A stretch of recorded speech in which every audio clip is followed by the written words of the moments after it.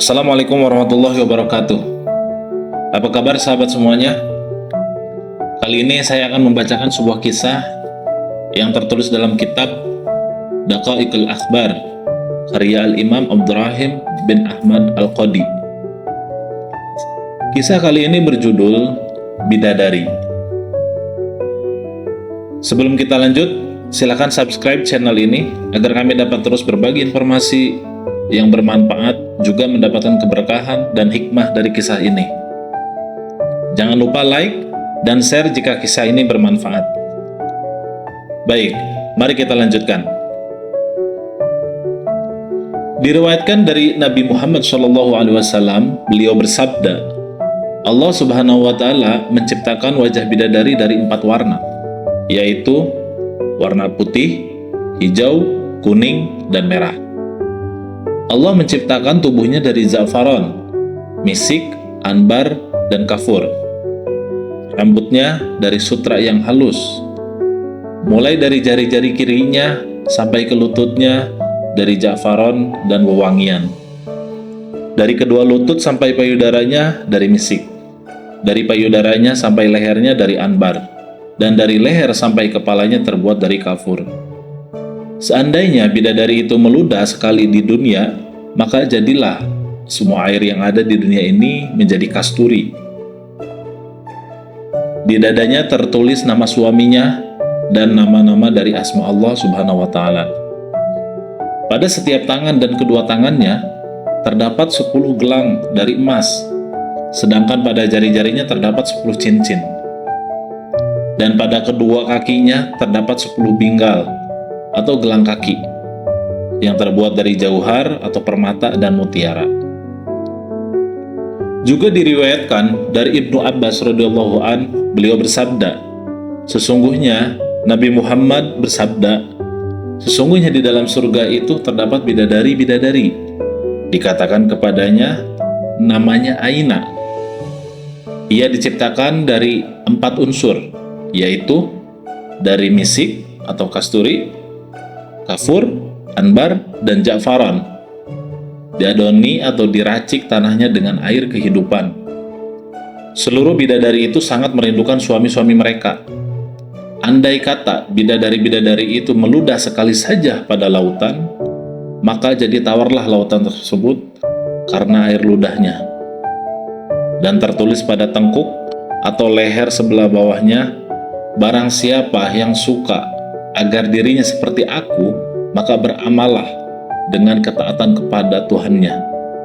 Juga diriwayatkan dari Ibnu Mas'ud radhiyallahu an, beliau berkata, sesungguhnya Nabi Muhammad SAW bersabda, sesungguhnya ketika Allah Subhanahu wa Ta'ala menciptakan surga Aden, Dia memanggil malaikat Jibril alaihissalam seraya berfirman kepadanya, wahai Jibril, berangkatlah engkau ke surga Aden dan lihatlah apa yang telah aku ciptakan untuk hamba-hambaku dan wali-waliku.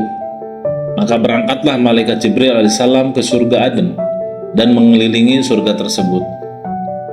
Niscaya terlihatlah salah seorang bidadari dari penghuni istana-istana surga yang masih perawan dan matanya bersinar memuliakannya. Lalu bidadari itu tersenyum kepada malaikat Jibril. Maka jadi teranglah surga Aden karena gigi-giginya. Lalu malaikat Jibril bersujud. Ia menyangka cahaya itu berasal dari Tuhan yang mulia. Maka bidadari itu memanggil malaikat Jibril, wahai makhluk yang telah dipercaya Allah, angkatlah kepalamu. Kemudian ia mengangkat kepalanya seraya memandang kepada bidadari itu, lalu mengucapkan, Maha suci zat yang telah menciptakan engkau. Lalu bidadari itu berkata, wahai makhluk yang telah dipercaya Allah, tahukah engkau untuk siapa aku diciptakan? Malaikat Jibril menjawab, tidak.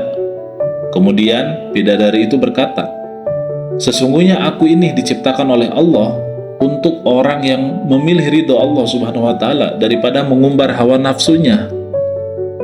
Berdasarkan keterangan di atas, telah datang dalam suatu hadis, sesungguhnya Nabi Muhammad SAW bersabda, telah aku lihat dalam surga malaikat-malaikat yang sedang membangun istana-istana yang bahan batanya dari perak dan emas. Mereka terus membangun bangunan itu. Ketika mereka berhenti membangun, aku bertanya, "Kenapa kalian berhenti membangun?" Lalu mereka menjawab, "Benar-benar telah habis perbekalan kami." Lalu aku bertanya, "Apa perbekalan kalian semua?"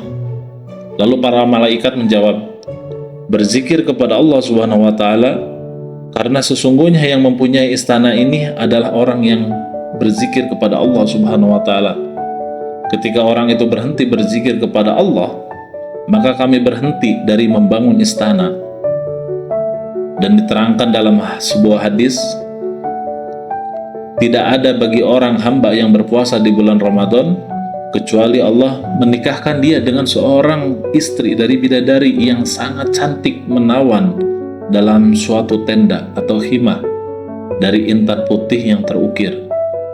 Sebagaimana firman Allah Subhanahu wa Ta'ala, "Hurum maqsuratun fil khiyam," yang artinya bidadari-bidadari itu sangat jelita. Mata mereka sangat jelita. Mereka dipinggit di dalam kemah-kemah yang terbuat dari permata yang dilubangi. Keadaan mereka diserupakan dengan gadis-gadis yang dipinggit di dalam kemahnya. Quran Surat Ar-Rahman ayat 72. Maksudnya adalah bidadari-bidadari yang terpelihara dan tertutup dalam tenda atau khimah.